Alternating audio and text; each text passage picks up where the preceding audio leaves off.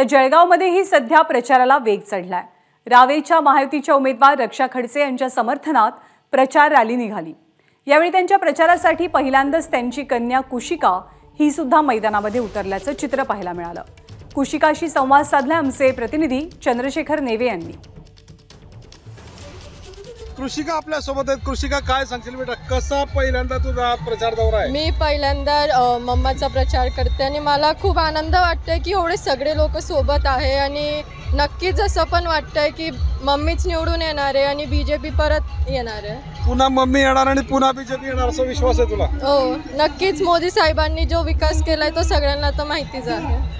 Mummy का निवडून यावी असं वाटतंय तुला आणि त्या पाठीमागची कारण काय काय सांगता येतील तुला? मम्मीने काय काय विकास कामं केले सांगता येईल? मम्मी निवडून यायचं म्हणजे मोदी सरकार परत यायचं। मोदी सरकार म्हणजे पूर्ण जनतेचा मत असतो।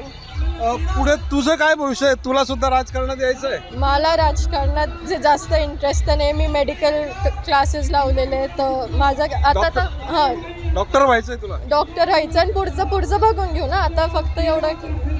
अजून काय सांगशील तू? हा इथे उत्स्फूर्त प्रतिसाद पाहायला मिळतोय, लोकांची गर्दी अवतीभोवती पाहतोय आपण, कार्यकर्त्यांचं प्रेम बघायला मिळतंय। मी फक्त एवढंच सांगणार, जे तुम्ही मत देणार ते विचार करून द्या आणि विकासासाठीच मत द्या। मोदींना मत म्हणजे विकासाला मत, अशा प्रकारची प्रतिक्रिया कृषिकाने आपल्याला दिलेली आहे। चंद्रशेखर नेवे, एबीपी माझा, जळगाव।